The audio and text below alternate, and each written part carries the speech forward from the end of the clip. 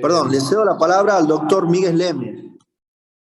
Bueno, muchas gracias al Colegio de Abogados, en particular a mi gran amigo Daniel Babich, que bueno, nos permite esta oportunidad de hablar un poco de derecho al consumo, de este microsistema, que como ya introduciéndonos en el tema, digamos, lo vamos a tratar desde un punto de vista, me toca un poco la parte más tediosa, que es introducir a este microsistema que está, como todo microsistema, dentro de un macrosistema, que es el de la responsabilidad civil, o más propiamente el de derecho de daños. En particular, digamos, he planificado esta exposición desde una parte que siempre me disgustó cuando estudio, o me disgusta, que es desde la evolución un poco histórica del derecho de daños, pero que luego nos ayuda a comprender el porqué de los institutos. O sea, al ser el derecho un resultado de la historia, nos obliga a repasar aquello que ha dado lugar al derecho, ¿no? Así que un poco es el primer punto, un pequeño vuelo histórico. Luego vamos a hablar también de la situación actual y pasada del Código Civil, y para hablar también, todo va a ser muy rápido, a vuelo de pájaro, porque, bueno, el tiempo me apremia, pero voy a tratar de comprender lo más posible los temas. Lamentablemente no va a haber tiempo para hacer preguntas, en todo caso les dejo en el chat mi dirección de mail y, bueno, luego la hacen si les interesa. El derecho de daños, digamos, está dentro del libro tercero, al igual que el derecho del consumidor. Entendamos que los derechos del consumidor son una forma o son una especie dentro del derecho de daños. Pero lo encontramos, por una cuestión sistemática, a los derechos del consumidor en el título tercero, a partir del artículo 1092 hasta el artículo 1122, y al derecho de responsabilidad civil o derecho de daño los encontramos en el título quinto, a partir del artículo 1708 al artículo 1780. Esto es un poco como para que tengamos una idea de cómo está ubicado dentro del Código Civil, que de alguna manera tiene por lo menos una cierta dificultad de encontrar este tema, ¿no? Porque no nos olvidemos que al ser un subsistema está dentro de un sistema, que, repito, es el derecho de daños o derecho de responsabilidad civil. Como había dicho, bueno, empezamos con una evolución, a donde vamos a marcar 4 etapas. Una primera etapa que la menciono meramente a los efectos didácticos, pero es la que ya llamaríamos la etapa de la antigüedad medieval, que hablamos de una tutela por proximidad. O sea, antes del siglo XVIII, el bien jurídico tutelado era el mal externo, el peligro, ¿no?, que provenía de afuera, sea de la naturaleza, de las pestes, los enemigos. Entonces, las sociedades respondieron protegiendo a las personas por proximidad. Y tal así se llama que el principio de tutela por proximidad, ¿no? Entonces construyen ciudades, murallas, y para defenderse de aquellas cosas que no podían explicarse, como la naturaleza, recurren a la hechicería, a la magia, algunas formas esotéricas. Bueno, obviamente ampliamente superado este esquema, ya nos metemos un poco en la modernidad, con la segunda etapa, y que realmente es la parte que más nos interesa. Esta etapa de la modernidad, que es una etapa del liberal, del siglo XIX aproximadamente, digamos que para ubicarla dentro de nuestra normativa es a partir de la sanción del Código de Welles. Es la era se podría llamar que es la era de los factores subjetivos, ya que las sociedades, en base a un conocimiento ya racional y científico, construyen sistemas de derecho que se basaron no ya en el peligro exterior, sino en el interior, en la interferencia intersubjetiva, ¿no es cierto? Y hablan del accidente culposo individual interno. ¿Accidente por qué? Bueno, porque no deja de ser el daño un accidente, ¿no? Culposo porque hablamos de la época de los factores subjetivos, o sea, no se entendía responsabilidad sin culpa. Individual porque no se tenían en cuenta el ámbito social que desarrollaba el daño, y subjetiva, bueno, justamente, perdón, interna, justamente por aquello de que no viene de afuera, sino que viene de la propia sociedad. Se basa en la culpa como principio de la responsabilidad y en solo obligaciones jurídicas negativas. Las obligaciones positivas no son jurídicas, o son morales, o de beneficencia, o de caridad. La causalidad está determinada por la ciencia. El límite a la ciencia es lo racional, que se vincula a lo natural. Caracteriza la modernidad la ausencia de seguro. La solvencia está basada en el patrimonio del solvens. No existen los legitimados pasivos extraordinarios, como son, por ejemplo, las personas jurídicas o el Estado, que son ficciones jurídicas. Hay una separación tajante entre responsabilidad contractual y extracontractual, y sin mediaciones, o sea, sin grises. Hay un muy incipiente desarrollo del daño moral, y al no haber responsabilidad sin culpa, solo responden las personas físicas, no las jurídicas, y por los actos voluntarios. Entonces la antijuricidad es meramente formal y subjetiva. El daño encuentra un papel subalterno, relegado a la verificación de los elementos configurativos, aquellos 4 elementos, ¿no? Bueno, 3 en realidad: daño, antijuricidad, relación de causalidad y factor de atribución, y la víctima carga con todo el peso de acreditar esos presupuestos y con la prueba. Y no todo daño se indemniza, solo se indemniza el cierto, subsistente y significativo. Bueno, pues acento un poco ahí, pongo un poco de acento en el tema de subsistente y significativo, porque esto persiste hasta el día de hoy, que el daño que se indemniza es subsistente y significativo. Nuevos desafíos: los accidentes producidos por las máquinas, los accidentes de automotores, los accidentes laborales, los cambios en los sistemas de producción, el capitalismo industrial, producen la crisis de la era de la culpabilidad, o sea, la crisis de ese código velezano. Entonces saltamos a una tercera etapa, que la pudiéramos llamar de la posmodernidad, que es una etapa liberal influenciado, es del siglo XX, es una mirada ya no sobre los factores subjetivos solamente, sino que se empiezan a mirar factores objetivos. Se pretende el gobierno de la inseguridad, la previsión del riesgo, ¿no? Se podría decir que el daño es mirado como una deuda del dañador, y pongo énfasis en esto, porque luego se lo va a mirar de otra manera, pero quedémonos hasta acá en que el daño es mirado como una deuda del dañador. Si lo quieren ubicar en cuanto a la evolución legislativa o de normas positivas, estamos en la época de Borda, ¿no? De la reforma de la 17711.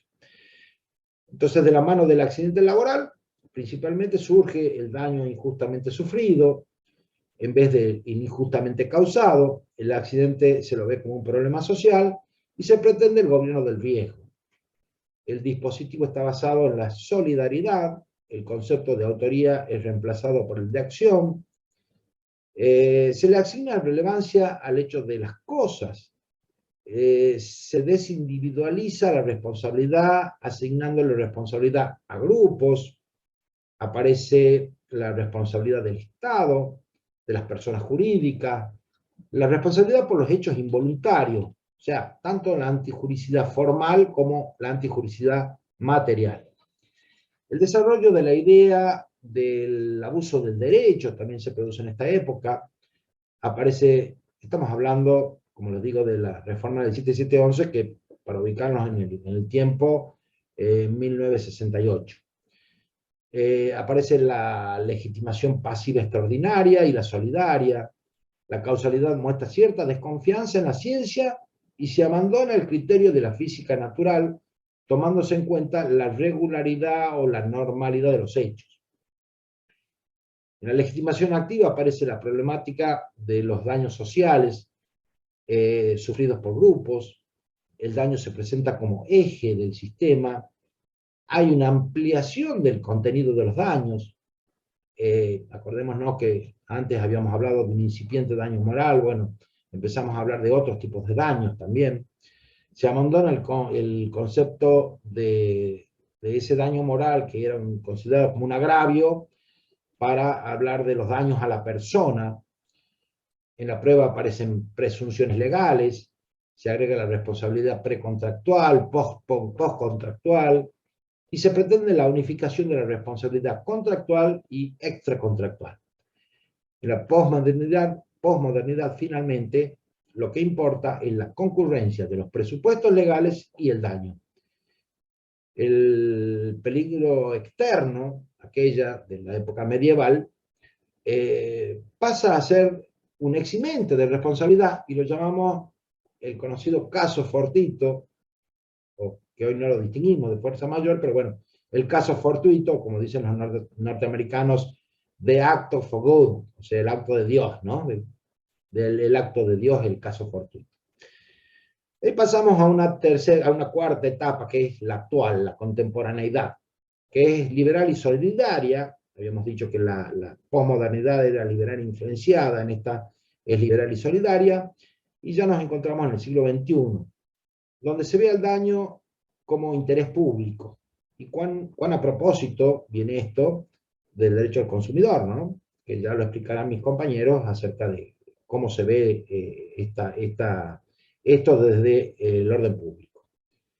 Se trata del gobierno anticipatorio, de la inseguridad, la prevención del riesgo, y el daño, a diferencia de la época anterior, que se lo veía como una deuda del dañador, ahora se lo ve como un crédito del dañado. En la primera época, acá podríamos distinguir dos épocas, una que obviamente no triunfó, y la que actualmente está vigente, dice, en cuanto a que la primera época fracasa, digamos, en su intento. Sobre todo esta primera época se da en normas de soft law, o sea, normas de derecho administrativo, porque hay que entender bien que cuando hablamos de normas, siempre pensamos en positivismo, ¿no? Y por ejemplo, si estamos hablando de una pericia a donde, qué sé yo, un colegio de anestesiólogos, por ejemplo, indica buenas prácticas, y no se cumplen con las buenas prácticas que determina esa entidad, nos tenemos que preguntar, ¿el juez tomará esto como una norma?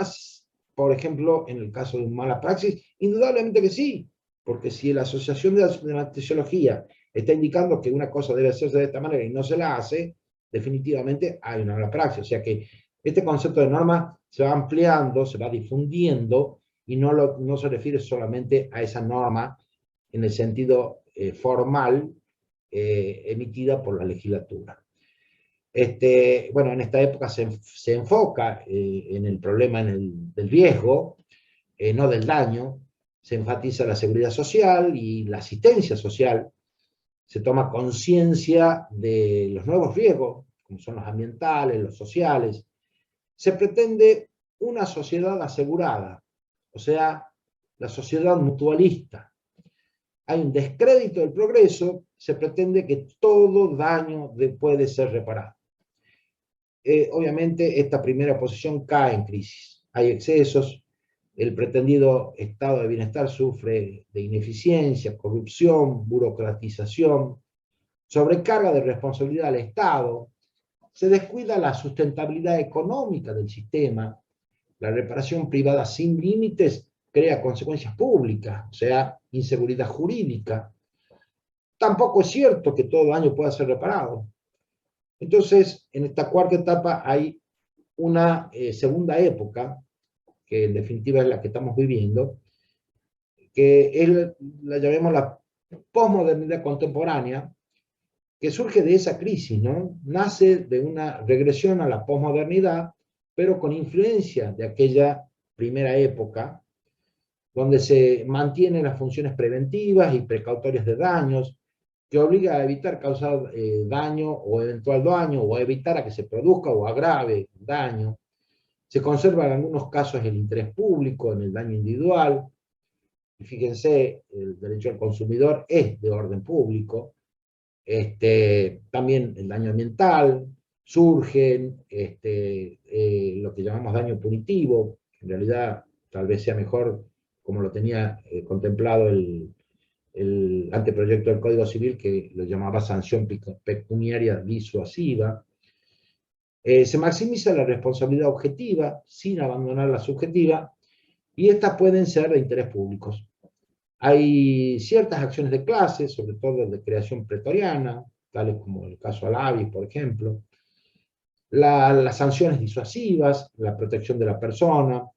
Hay una visión más solidaria con los sabios individualistas. Bueno, en realidad yo pienso que a la lectura del código me parece que hay una posición un poco más materialista, con una fuerte influencia social, de solidaridad, ¿no? Pero bueno, son puntos de vista. Entonces podríamos resumir las tres últimas etapas, que son las que nos interesan. En la primera, Vélez Sarsfield, responsabilidad surge de la culpa. Bueno, en realidad esa es la segunda, ¿no? La tercera, la responsabilidad que surge más allá de la culpa por el riesgo o vicio propio de la cosa o de la actividad. Y la cuarta, la responsabilidad que es polifuncional, con una mirada social. Bueno, esto es un poco abuelo de pájaro en la historia. Vamos a ver qué pasó con el Código Civil Comercial. El Código Civil Velezano, en 1871, contemplaba solo aquellas responsabilidades individual, subjetiva, liberal, la etapa de la culpa, ¿no? La segunda etapa que hablamos. La reforma de la 17711, miren, casi 100 años después, no más, 100 años después, claro, en 1968, introduce la responsabilidad objetiva, daño por el vicio o riesgo de la cosa o actividad, para posteriormente sufrir una diáspora del Código Civil, casi al punto de ser regulado exclusivamente por microsistemas o subsistemas, en lo que pudiéramos llamar la era de la descodificación. Ante el nuevo escenario social, la respuesta vino de reglas especiales y generales agrupadas en tres grupos, digamos, o pudiera agruparlas en tres grupos. Un primer grupo, que es la descodificación interna, como pueden ser los accidentes laborales, ferroviarios, automotores, daños al consumidor, daño ambiental, daños causados por residuos peligrosos, seguros, responsabilidad del Estado, todos con microsistemas. La segunda, la decodificación convencional y constitucional. O sea, ahí encontramos que el código se había quedado como atrasado, sobre todo con el artículo 75, inciso 22, que le da jerarquía constitucional a los tratados internacionales. Entonces, por ejemplo, surgen daños causados en el transporte aéreo, daños por los accidentes nucleares, daños por accidentes marítimos, bueno, daños causados por transporte terrestre, todos excluidos del código. Y la tercera, la decodificación por otras vías, que son la jurisprudencia y la doctrina, también han modelado este derecho, de modo que el Código Civil constituye actualmente un consolidado de todas ellas. En especial la jurisprudencia, que muchas veces, y ante la colisión normativa, echa luz sobre el problema. Tal el caso, por ejemplo, Grippo, donde se dejan de lado las fórmulas para aplicar el principio de reparación plena, las fórmulas del artículo 1746, ¿no es cierto?, que de alguna manera vendría lo que se busca un poco es la equidad, la justicia, ¿no? Es lo que en realidad para eso está la ley, y bueno, y nos permite, esta amplitud, esta polifuncionalidad nos permite buscar la equidad. El Código Civil termina siendo residual en esta época que habíamos hablado de la descodificación. Ahora viene, luego del año 2015, con el nuevo Código Civil y Comercial, la era de la recodificación. y luego de algunos intentos de reforma, se sanciona este nuevo Código Civil que, como dije, revalida esa polifuncionalidad, pero inordinada, ¿no? O sea, organizada. Por ejemplo, el artículo 1709, que habla de la prelación normativa, y da prelación, por ejemplo, dice, son indisponibles las normas, deben regir primero las normas indisponibles del Código Civil, luego las normas indisponibles de la ley especial. Luego, bueno, sigue con los contratos, en fin. Pero como vemos ahí, empezamos a ver esa polifuncionalidad que tiene el Código Civil. El sistema muta, o sea, el sistema muta de una monofuncionalidad a una polifuncionalidad, por lo que no está solamente regulado por el Código Civil, el sistema de responsabilidad, tampoco el derecho del consumidor por la Ley de Defensa del Consumidor, ni por el Código Civil, ni por la propia Constitución, sino que es un conglomerado de normas. No podemos pretender que desde el artículo 1092 al artículo 1122, que habla de derecho al consumo, o del artículo 1708 al artículo 1780, que habla de la responsabilidad civil o del derecho de daños, ahí vamos a encontrar un sistema cláusul, o sea, esos principios de subsunción normativa que tanto nos gusta, cuál es la regla para el caso, se ha ido difundiendo en múltiples normas. ¿Cuál es la polifuncionalidad actual? Bueno, el Código Civil constituye un consolidado de la doctrina autoral y judicial. En este derecho anexado aspectos tales como la obligación preventiva y precautoria de daño, el resarcimiento sustitutivo, digamos, una visión del precio del dolor al precio del consuelo, hasta el daño punitivo, que establece la ley 24240 de defensa del consumidor, respetando, obviamente, las funciones reparatorias e indemnizatorias, ¿no? No es que las elimina, al contrario, agrega. Entonces hay 4 situaciones. Actualmente tenemos 4 situaciones dentro del código. Primero, una mirada, una tensión entre la mirada solidarista y una mirada liberal. O sea, una mirada materialista y una mirada solidarista, continuamente en tensión dentro del mismo código. Ya lo vamos a ver un poquito.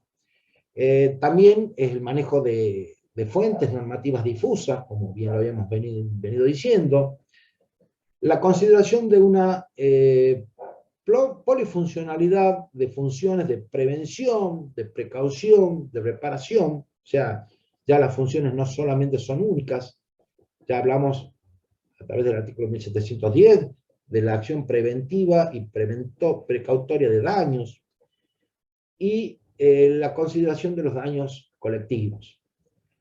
Entonces repasemos un poco, fuimos de la codificación a la decodificación, de esta a la constitucionalización, y de ahí a la recodificación polifuncional y a un acercamiento de los derechos humanos. El Código Civil y toda otra norma tiene funciones desarrollistas del derecho constitucional. Remite a este como fuente de interpretación y así lo indica el artículo 2. El reconocimiento de sujetos constitucionales como comunidades indígenas, artículo 18, o generaciones futuras, el reconocimiento de derechos de incidencia colectiva en los artículos 14, 240, en especial el artículo 1737. Aquí este artículo es bien gráfico. ¿Por qué? Porque, fíjense, el artículo 1700, el Código Civil conjuga en el artículo 1737 esta tensión de miradas entre el solidarismo y el materialismo, ¿no? Porque dice que tiene por objeto cuidar a la persona con una posición humanista, obviamente, del siglo XX, esa posición del siglo XX, al patrimonio, acá encontramos una función más liberal, más materialista, del siglo XIX, y obliga a custodiar los derechos de incidencia colectiva. Entonces acá encontramos una posición más solidarista que es propia del siglo XXI. El artículo 1737 creo que es una muestra clara de cómo se mantiene esa tensión entre posiciones humanistas, si se quiere, o materialistas, y ahí está la tensión permanente. Bueno, las tres funciones coexisten. Es función nuestra, operadores del derecho, conocer desde qué posición observaremos el daño y eventualmente con qué microsistema deberemos operar. Entrando ya, disculpen, voy muy rápido, pero bueno, el tiempo me acusa el cronómetro. Entonces, vamos a un poco introducirnos dentro del derecho al consumidor y vamos a empezar por nuestra Constitución, a donde yo divido el artículo 42, que es de fundamental lectura e importancia, porque creo que si bien no limita todos los derechos, pero enuncia los principales derechos del consumidor. Y lo voy a dividir en tres partes, meramente a los fines didácticos y también utilitarios. Y voy a poner acento en la parte 2, porque dice, las autoridades proveerán a la protección de esos derechos. ¿Cuáles derechos? Bueno, de la parte 1. ¿Y cuáles son los derechos que dice la parte 1? Bueno, dice que los usuarios y consumidores en la relación de consumo tienen derecho a la protección a la salud, seguridad e intereses económicos, a una información adecuada y veraz, a la libertad de elección y a las condiciones de un trato digno y equitativo. Y aquí manda operativamente, no programáticamente, las autoridades proveerán a la protección de esos derechos. Entonces, ya no estamos hablando de que, ¿quiénes son las autoridades? Las autoridades son los jueces, las autoridades son las autoridades administrativas. Le manda a todas las autoridades a proteger esos derechos del consumidor. También indica en esa segunda parte que también se debe proveer a la educación para el consumo, obvio. No se puede ser informado si no se está mediando. Una persona analfabeta es difícilmente informada, sobre todo en contratos de cierta complejidad. Y bueno, después sigue defensa que también se debe proveer a la protección de la defensa de las competencias, de los monopolios, a la constitución de asociaciones. Pero voy a saltar a la parte tercera donde dice que, y ahí ya no habla de un modo operativo, sino habla de un modo programático, al decir que la legislación establecerá procedimientos eficaces para la prevención y solución de conflictos. Bueno, miren qué importante, ¿no? El artículo 42, porque dice, obliga a establecer una legislación de procedimientos eficaces para la prevención y solución de conflictos. Porque recuerden que acá estamos hablando de la ley de defensa del consumidor. O sea, no es una ley ecuánime, es una ley pro consumidor. Acá la ley lo que está diciendo es yo vengo a defenderlo al consumidor. Obviamente si lo tiene que defender es porque alguien lo ataca, es porque hay una asimetría, lo cual es uno de los principios más importantes, la vulnerabilidad objetiva, que no es nada más ni nada menos que un paradigma abstracto, pero definitivamente como consumidores somos absolutamente vulnerables. De hecho, celebramos aproximadamente entre 40 y 50 contratos de consumo por día, solamente basados en buena fe. Si alguno de nosotros tomó un café esta mañana, no tenía la menor idea, en algún bar, no tenía la menor idea con qué agua se realizó, ni qué calidad, o si tenía alguna bacteria. Son todos actos de fe.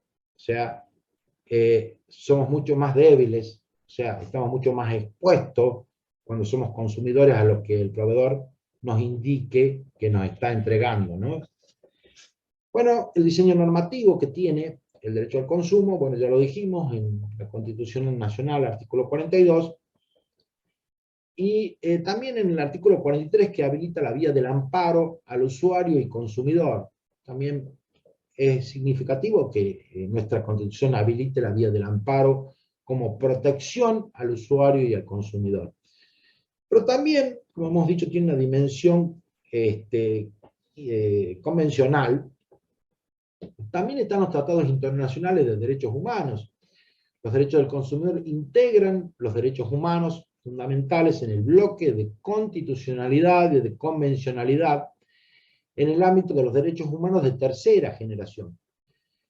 Si bien en el plano convencional no hay una norma expresa que se refiere a los consumidores, no van a encontrar una norma expresa, pero de una manera indirecta hay muchas inferencias, o sea, se deducen de muchas normas tales como del artículo 8, por ejemplo, de la Declaración Universal de Derechos Humanos, o el artículo 2 del Pacto Internacional de Derechos Civiles y Políticos, el artículo 18 de la Declaración Americana de Derechos y Deberes del Hombre, el artículo 8 y 25 de la Convención de San José de Costa Rica, y esos son convenciones, y a los que se agregan,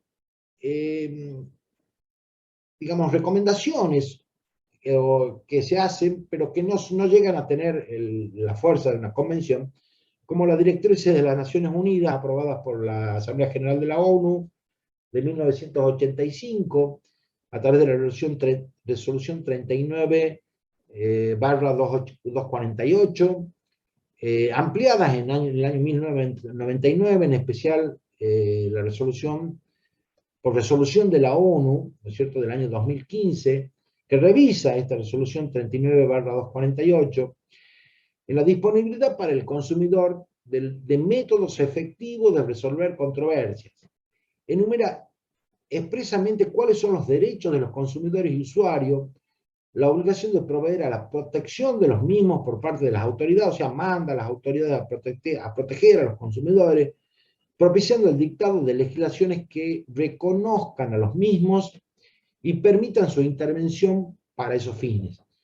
Constituyen lineamientos para la aplicación de políticas gubernamentales de protección al consumidor y más allá de su leve rango de directrices o directivas, no son tratados, como bien dije, constituyen postulados de los cuales la legislación interna no puede apartarse y han sido fuente de nuestra ley de defensa del consumidor, de la 24.240, del año 93.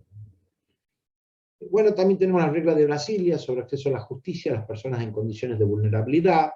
Acá se refiere más a la vulnerabilidad agravada, porque todo consumidor es vulnerable, pero hay consumidores que son más vulnerables que otros. A ver, si alguien dice, un proveedor dice, bueno, pero acá el contrato dice tal cosa, y está escrito, no está escrito en braille, y el consumidor es ciego, ¿cómo no se le puede reconocer una vulnerabilidad adicional o agravada si todo se lo ha hecho escrito? Nunca pudo leerlo, ¿no? Salvo que hubiera sido informado de por algún otro medio que no sea el escrito, porque leer no puede. También tenemos la resolución 3619, o sea, del mercado común, que es del año 2019, donde fija los principios. Esta resolución es importante, la 3619, porque como estamos hablando de un derecho principista, el derecho al consumidor es un derecho de principios, o sea que no hay, acá la tipicidad, si bien no es que no tenga importancia, pero lo más importante son los principios. Y acá se fijan los principios, si quieren encontrar una nómina de principios de derecho al consumidor, lo encuentran en la resolución 36 del 2019 del Mercado Común, o del Mercosur, que establece el principio de progresividad y no regresión, el principio de orden público de protección, el principio de acceso al consumo, el principio de transparencia de los mercados, el principio de consumo sustentable, el principio de protección especial para consumidores en situación de vulnerabilidad agravada y de desventaja, que ahí eso a propósito, ha sido, digamos, a propósito, ha surgido la resolución famosa 139/20 de los consumidores hipervulnerables de la Secretaría de Comercio, el principio de respeto a la dignidad de la persona humana, el principio de prevención de riesgo, el principio antidiscriminatorio negativo, porque el positivo sería el hipervulnerable, ¿no? O sea, hay una discriminación positiva que debe hacerse cuando el consumidor es, aparte de la vulnerabilidad del consumidor, es vulnerable más allá de lo normal.